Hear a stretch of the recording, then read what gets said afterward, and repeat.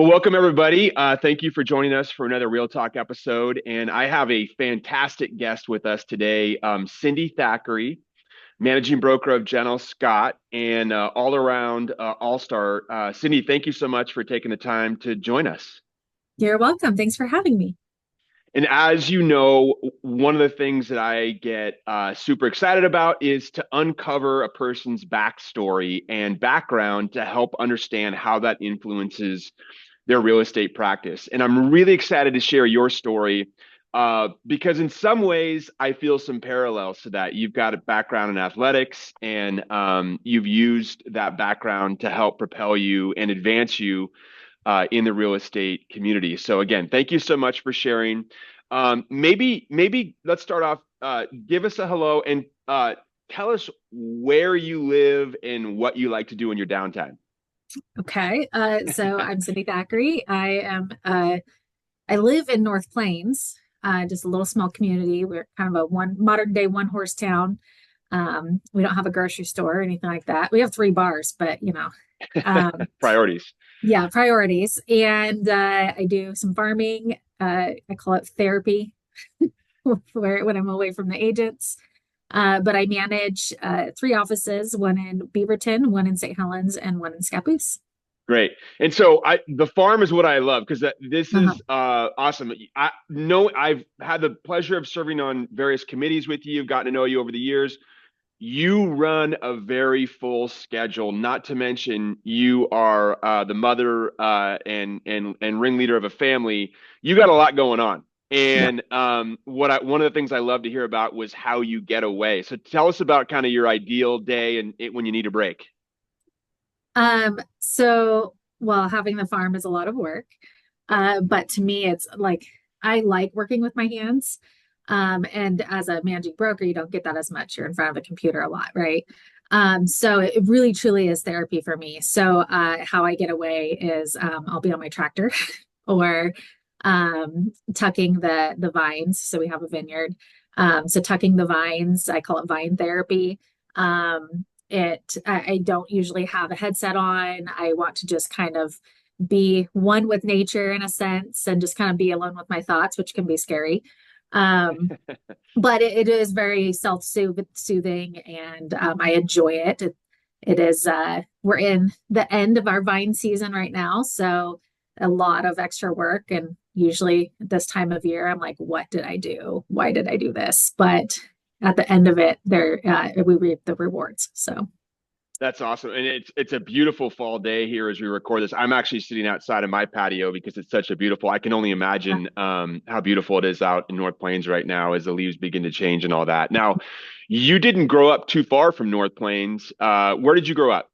grew up in St. Helens, Uh-huh. just about 30 minutes from where I live now. My parents are still there in their early 80s and still in the house that I grew up in. And so it's fun to go home and see the popcorn ceilings and you know, tile downstairs and stuff like that. But Yeah, that's awesome. So you grew up in St. Helens, and one of the things you mentioned to me in our initial call was one of the I guess things that you picked up from your dad. You described your dad as extremely hard worker growing up. Share with us, kind of what you witnessed and how that's influenced you in your life today. yeah, so grew up in a blue collar family. Um, just my dad was a really, really hard worker and, probably almost to a fault, which is where I come by it honestly. And so he taught me really my work ethic. He would have the neighbors across the street. I had two daughters also. And I remember the neighbor asking my dad, like, how do you get your daughter to help you load all these rocks around and do the yard work? And my dad just says, well, she just does it. She likes to do it. And I just liked working alongside my dad. So yeah, the workaholic portion of me comes honestly from him. So And then growing up in St. Helens, you got involved in athletics early on. And what sports did you play as a kid? basketball and track. And I Yep. was pole vaulter for track and went to state and got third in state. Was training at the time. The to get into the Olympics, to qualify for Olympics, was 13 feet. And that was my dream, was to do that. But I had an injury, so I fell into the metal pit of the pole vault station, Ouch. facing the track that I had just ran down. So because you kind of turn in the air, Right. and my vault popped out of it, and I sat right in it. So I now have back problems. So it's horrible. It sucks, but it's, that dream got washed away, and it's still fun to watch. I still watch it every time it comes on, for the Olympics. And It's such an amazing athletic movement, and I still have no idea how a person even gets into it and starts doing that. But okay, I just want to highlight third in state of Oregon, your senior year, and I believe you mentioned what was your high, what was your peak for you, your PR? well, I didn't do the PR, my personal one, in a competition, but I had gotten to 12. 12 Um, feet. yeah, and 13 was the qualifying for Olympics. That's So, that is amazing. So even though you didn't necessarily achieve your dream of getting into Olympics, let's be honest that the training and the hard work that you put in to achieve that goal is a life lesson that sticks with you, into your professional career. right. And I think it's important to highlight the parallels between the workaholic or hard work that your dad demonstrated for you as a child. I would imagine influenced you as you began working towards the goal of becoming an Olympian, which injury got in the way of that. But I mean, help me understand like that work ethic or that working towards a goal certainly has influence in how you approach your work today. Absolutely.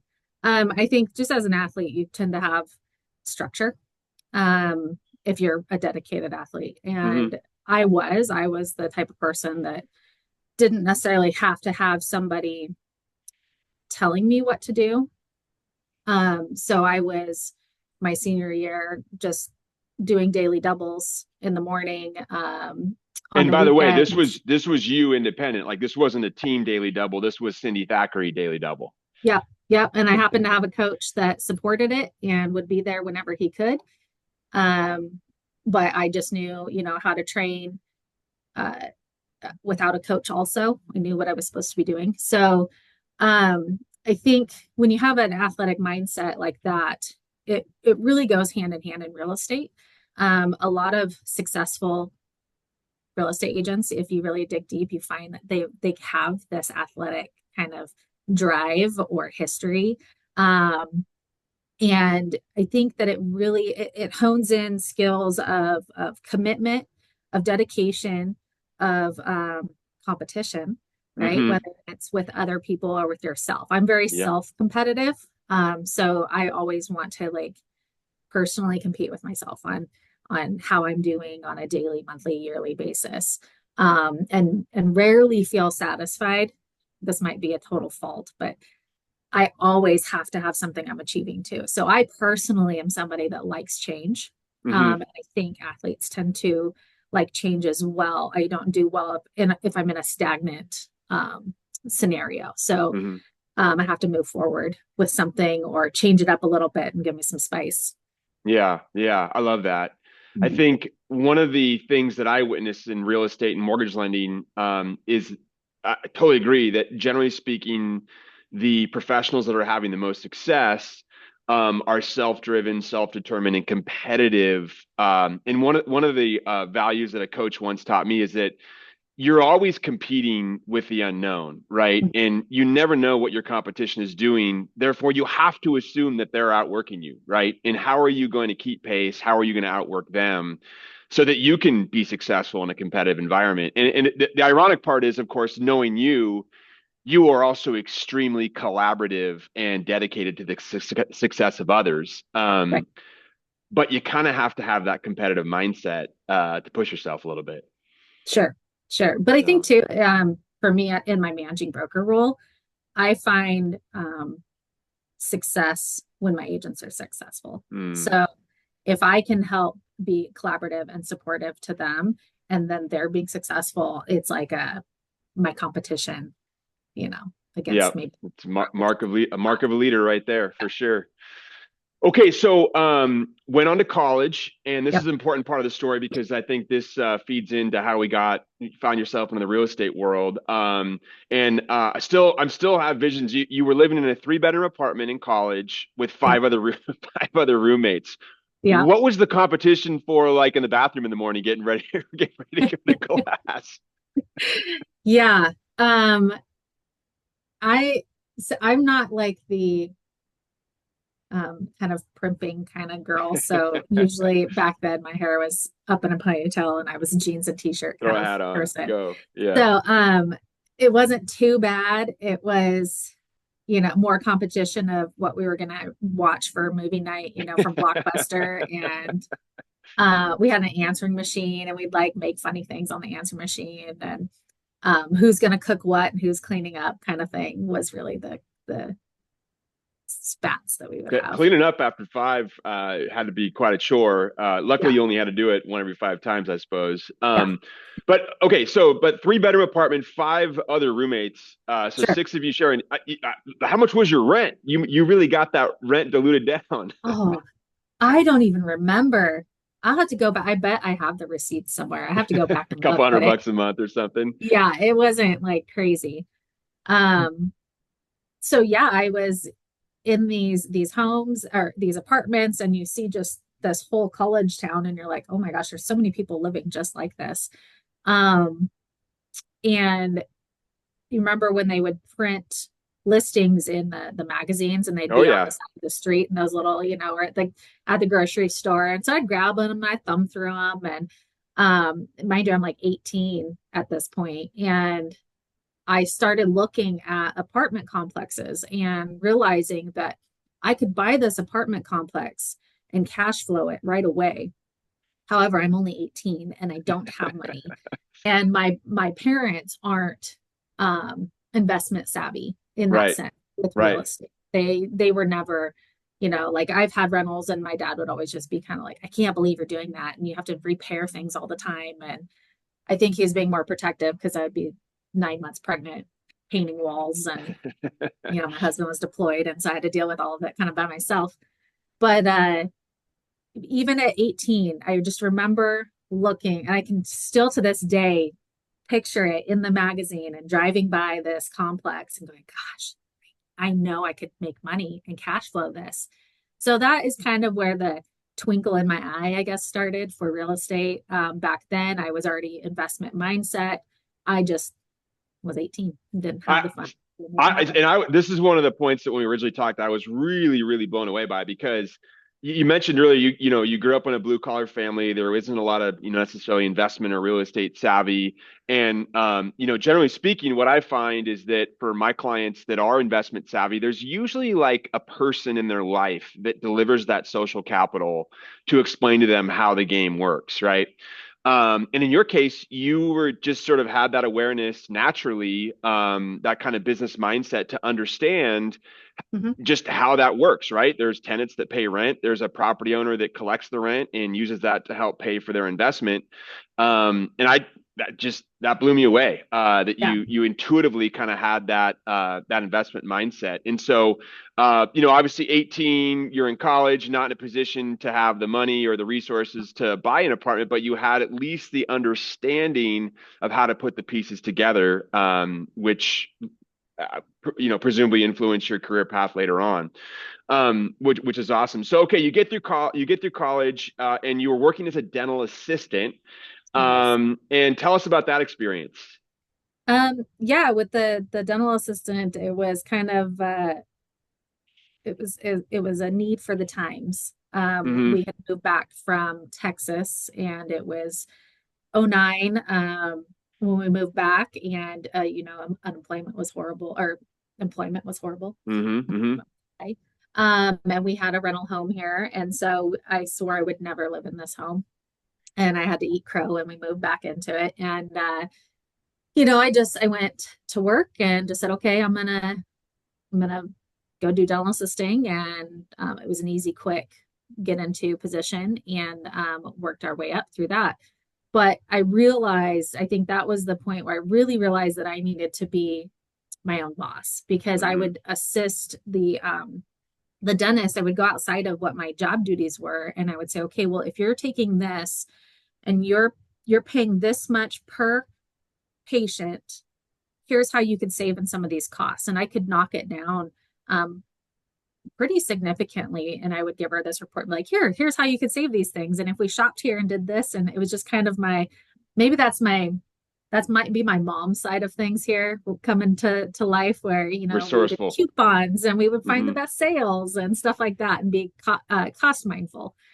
Um, so kind of realized that like I was butting heads a little bit and maybe stepping on some toes because it wasn't my position. And I, at that point, was like, I think it's time for me to do my own thing. And that's when I got my real estate license. So Yeah, but again, I want to go back because yes, it may have been outside, but the fact that you're showing the entrepreneurship and the yeah, self-leadership to say, hey, this may not be my responsibility, but this is something that I feel like could benefit you, my employer.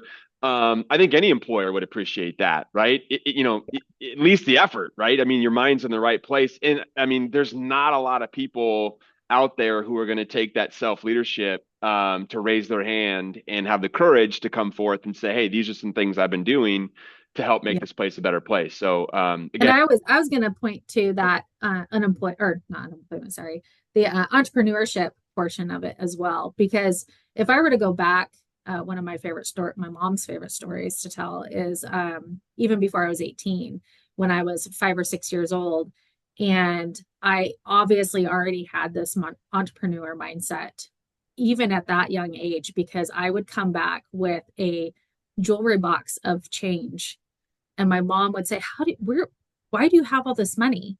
And I had convinced all the neighbors to buy rocks. And they were rocks just with like crayon smiley faces on them, like gravel, not even cool rocks. It was gravel. So, even back then, I was already doing that. Can't hear you. hear me now? Yep, got Okay, you. there we go. Sorry about that. That's great. Okay, so you get licensed and become a realtor, and I believe this is 2013, correct? Which, by the way, in retrospect, was the trough coming out of the real estate crash, and the housing market is beginning to rebuild itself again. What was it like entering in the real estate industry at that time? Um, for me, I didn't know any better Right. either. So I just knew that I was a hard worker and I was going to make it happen. And Yeah. so I'm a very much a self learner. So I didn't have necessarily a mentor in sense that held my hand the whole time. I had specific agents in the office that I always knew I had my trusted I could go to and ask the questions, even if they were dumb questions. But I just watched people. I watched what they were doing and I'm very observant and try to mirror, okay, take little tidbits from this person and that person and design it into my life and who I am and how to generate leads that way. Um, so I would, in my own terms of success, I was successful. I felt like right out of the gate. So um, back then we're doing short sales and Hmm. you could still find things for, 150, $200,000 condos. Yeah. You can't do that anymore, but not out here in Beaverton at least. Uh, so I wouldn't say that I would say it's probably harder now than it was in 2013. I feel like it's changed for Hmm. sure. So You have to be a little more tenacious now, I feel like. yeah, yeah, and I think this plays into part of your story, and especially your acceleration through leadership Mhm. in the organization. Is that that point about you kind of sitting back and observing and seeing what they do and seeing what they do, mixed with your athletic background? Because one of the things that you mentioned to me that, and again, knowing and observing you, is that A, you're a hard worker, you're a Mhm. workaholic. Mhm. And B, you're not scared to fail, right? You're not worried about working hard and having something not work out. Do you remember some of the things that you observed back then? Is there any particular person or activity or tactic that you took that you felt like really helped propel you into real estate and have some success early on? Um, I wouldn't say there's any like one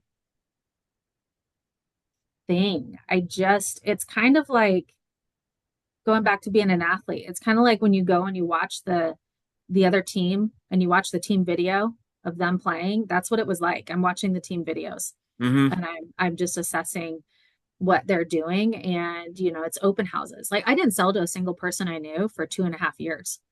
I was Wow. all built off of open Wow. houses. And I could walk away 75% of the time with a new client from an open house. Um, Wow. I had just learned, and it took a lot of trial and error, but I learned what my skill and technique was for those and how I could lock somebody in. Um, that sounds horrible, lock them in, but convince them to work with me. Sure. Uh, so it was just kind of there's not like one thing. I can't describe it. There wasn't even just one person. Jennifer Venable was right, my office mate across the hall from me. She helped me so much. Gary Whiting was my managing broker. He's now been in business. He's here with me now. He's I've a been here legend. for Gary's a 50. legend. He's over 50 years in the business. So just a wealth of knowledge that I've been surrounded by. Um, and having said that, one of the things that you mentioned in our initial call is you're wanting to increase the collaboration amongst offices. So you were in an office. You obviously have the people around you and some very successful people that you could emulate to a degree, but there was a desire to see more, right? And you were aware of these other offices and these other realtors that were producing and running businesses. How did that go on? And how did you played a central role in increasing the collaboration amongst the John L. Scott offices at that time? Yeah. I just saw that, I think it's better you're stronger together, right?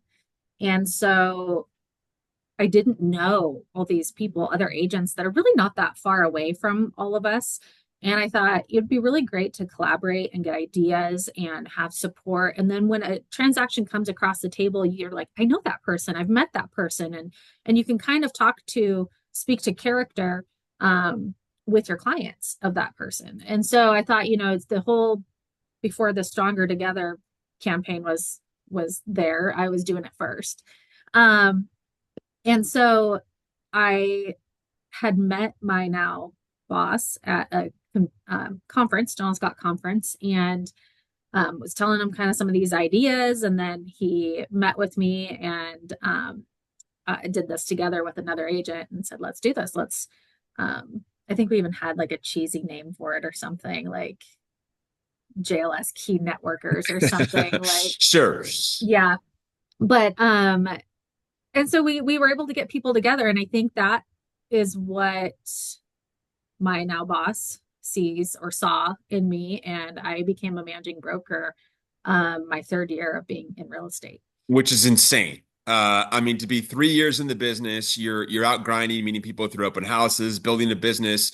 Most, I would think, real estate professionals, get their business off by just contacting all their friends and family and saying, "Hey, call me when it's time."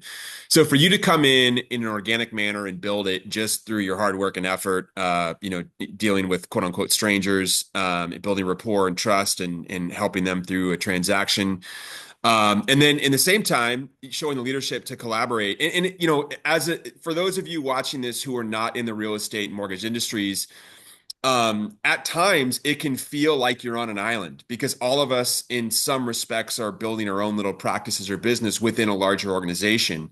Some offices are very collaborative. Others, people isolate in their own little silos. But you played a key role in helping agents, and I would imagine not only helped your business, but also other agents could probably look back on that time period and credit, that to their own successes. But to only be 3 years in the business and be tapped on the shoulder to become a managing principal broker, I mean, I would imagine that's probably one of the quickest ascensions in our region. What was that like to go from 3 years of, sales experience to all of a sudden that job role shifts pretty dramatically for you?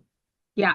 Um, it was, well, I thought I was like dying literally because I was having problems where I couldn't drink coffee and I couldn't drink wine. And I'm like getting nauseous. And I thought, good Lord, Cindy, get it under control. This is just a new job title.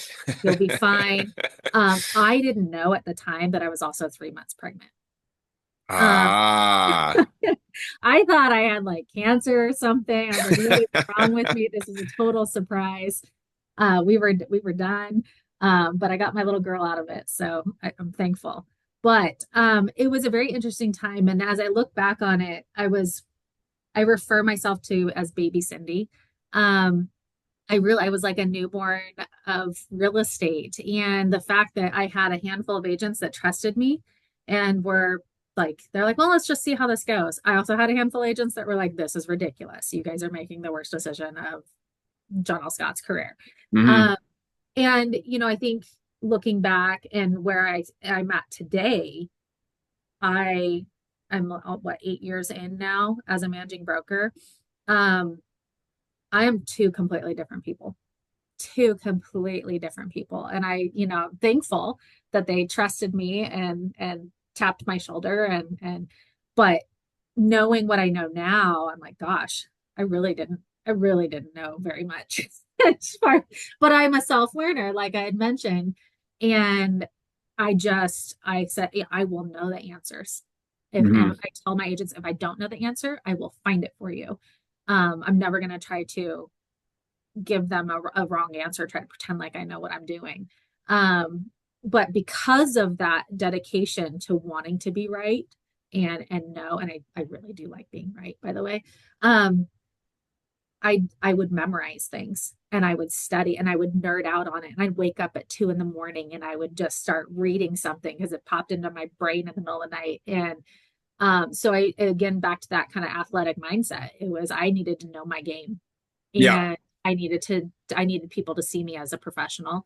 Um, so I think that paid off, and I would say I have trust and respect now from Now, all those I, agents that are I still I here. would attest to that. I know many of the agents that work or have worked for you, and I would agree with that. And you mentioned that you say I'm a much different person, but in some respects you are, in some respects you aren't, right? I mean, like Sure. the fundamental values of working hard and willing to learn and willing to fail, not being afraid of a new challenge is what helped propel you to the person you are today. And yet the skill set it takes to help someone through a real estate transaction and lead a team and build collaboration and success are two completely different skill sets from the standpoint that there's a common misbelief, I think, in mortgage and in real estate in many industries that if you are good at a certain task, then you will be good at leading others in that task. And that's Right. not the case. Leadership is a totally different skill set. Um, and Tell us, what does it take to be successful as a managing broker? Like, how do you see your purpose and how do you see your drive and determination today, as it relates to your role? What does it take to be a managing broker? It takes a lot of tenacity and thick skin. Yeah. Um, it's a lot of, I joke that I should have a psychology therapy degree, because it is a lot of that. It's a lot of, I'll have agents come in and they'll just plop down and tell me about, their life and things that are going right, things that are going wrong, and they just want to know that I'm there for them. I have agents that'll call me, they know the answers, but they'll call me and just want to confirm that they're right with the answers. And I love that. I love that they trust me um, to call me, and I try to always be available. They know that even if I am on my tractor, I will turn off my tractor and call them Or, right back. or you need to share the story about your story with Nora because I Oh, mean that is the epitome of being available and being there for your agents. yeah. So back to my faults of being a workaholic.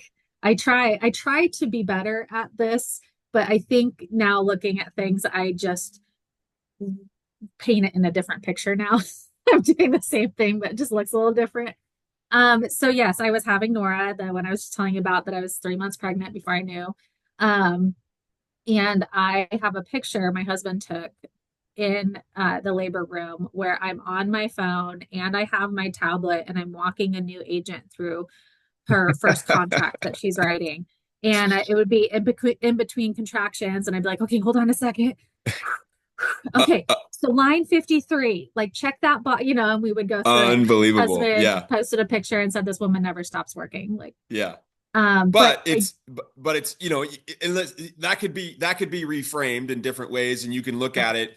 Every one of our strengths has weaknesses, and every one of our weaknesses has strengths. And from the context of you fulfilling your role as a managing broker, I mean, you are extremely dedicated, and that's an extreme example of saying, "Hey, I got your back. I'm here for you." Mhm. And by the way, I'm sure Nora's growing up to be a beautiful daughter with a beautiful mom. So I'm guessing all that's working out as well. Yes, she's fantastic. She's a hoot. Yeah. So, okay. So here we are. It's 2024. We have just gone through arguably one of the biggest, most significant transitions in real estate industry with the NAR settlement, buyer representation agreements, and all the other regulations and rules that are around that. Mhm. What advice are you giving to your agents right now for those who might be struggling with some of these transitions? Um, it's kind of similar advice of like through COVID, and it's unfortunate because we went through COVID, which was unprecedented, and then right out of the gate, when we thought we could take a breath, we get hit with interest rates, and then we now it's these rule changes and contracts and state laws and all of this. Just like we haven't had a second to just breathe either. Hmm. Hmm. And so a lot of the agents are just the ones that are still in it have just been rolling with the punches. And, I'm constantly telling them, don't put your head in the sand. You have to stay above ground. You have to keep your head up. Um, be willing to learn, be willing to ask the questions. Um, and it'll all work out. At the end of Right. the day, it's kind of funny. I went to a conference and this gal talked about how it's a piece of paper, Hmm. guys. It's a piece of paper. It's we do contracts for a living. Like it will be fine. It's just a new conversation. And Hmm. so I think kind of just bringing that to my agents of it's going to be fine. It's Yeah. just conversation. You're going to learn new things. Remember when contracts were one page? Remember when we had flip phones or I had to tell my sons about how we had to call collect after a basketball game so that mom knew to pick me up. But if you hang up real quick, then they don't get charged, say, Mom, pick me up. So, what a payphone is like we've gone so far in such a really in as time goes, such a short time. So many things have happened. And so when you put it into perspective like that of, oh yeah, like we used to do it this way and we used to do it that way. And it used to come in a book on a Wednesday or something like that, right? Hmm. So when you talk about those things, it kind of takes the scare tactics out of it. And that's Right. what the news has done, right? They've provided these scare tactics to all of our agents. And you kind of just have to take a breath and say, it's going to be fine. We're going to figure it It out. can, yeah, I mean, it can be difficult, right? And it can be scary for those who have been in the business a long time. And you can't help but think back to the way things used to be. And of course, you Right. don't always remember all the bad things that used to be. You remember all the highlights for the most part. And the future is always murky, right? I mean, you never really know what's around the corner, and you don't know what impacts are going to have on the business and the industry and the way people shop and do things. But we know that it's going to continue to evolve and change. And we know that it's going to take an adaptive mindset to be able to succeed in that environment. And again, going back to your points, which I love, is not being afraid to encounter those, right? Not being afraid to take those head on and adapt to make whatever changes are necessary to be successful. So I guess I'll ask you, I mean, as we move forward in these uncertain times with all the different changes, you can talk about AI, you can talk about the regulatory framework, you can talk about businesses coming in trying to disrupt the basics of real estate industry. What's it going to take for a real estate professional to have success in the next 5 or 10 years? Um, well, success is like to each their own. It's always just a little bit different for everybody. Um, but I don't believe that buyers agents are going to disappear. That was a big headline and that caused a lot of people to say, oh my gosh, I don't know if I even still want to do real estate. I think it's just to be successful, you have to roll with the times and know that it's going to change and be okay with the change. Mm-hmm. And know that you can adapt. We're humans. We've been adapting for quite some time. Um, and being okay with that. And sure, we can vent about it and have our moment where we scream in our pillow and let it all out, but come back and just say, let's go, let's get it. Right. And Right. it kind of goes back to that fear of failure. Everybody has a fear of failure, to some extent, but how you let it drive you is how you're defined by it. And so do you let that fear drive you to saying, screw it, I'm not going to do real estate anymore, I'm going to go be a Walmart greeter? Or do you say, okay, I know that there's a chance that this is going to be bumpy and I'm going to have my ups and downs, and I'm going to learn from it and take note of it, and tracking. You got to track where you're going and where you came from too. So Yeah. Have some milestones and some markers out there. yeah. Cindy, one of the other things that I really appreciate about you is your involvement and your leadership, both at the local level, and I know this is in and outside of the industry, right? Yeah. But also at the state and national levels. Speak to a moment about leadership and why you feel called to serve your industry. It's like, when people complain about politics, or they complain about something, but then they don't get involved at all. Yeah. Yeah. And you're just like, I don't see you going down to the Capitol and testifying because of this bill. If you complain about it, go do something. Don't just word vomit on everybody. Sure. So I think that's kind of if I feel like I want to make a difference, I need to be involved. Yeah. And, I can sit here and complain about these contracts all day long, or complain about how they voted in this bill that I disagree with. But if I'm not there, boots on the ground, and at least attempted to make my voice heard, then how can I complain about it? I should just shut my mouth, right? So yeah, I'm involved in a lot of things. You keep a busy schedule. I know I that. do. I know I that. I do. see you all over the place. And Yeah. usually you've come from somewhere else and you're going somewhere after that. So Yeah. for sure. Well, Cindy, I just want to say thank you for all your leadership, all your influence, your commitment to the industry. And I think, when I think about you, I think about your determination, your willingness to work hard, which I think is rooted a lot in your family, in your athletic upbringing. But one of the things I think that you say that I hope to emulate, and I hope that others will emulate, is that willingness to jump in and not be afraid to fail. Because what we know is the industry is going to continue to evolve, the conditions, the market, everything's going to be ever changing. And you can't let that fear drag you down. You have to have that commitment, determination to overcome that, to achieve what you want. So, Cindy, thank you so much for sharing your story. Thank you for being on Real Talk, and continued success. Absolutely. Thank you, Evan.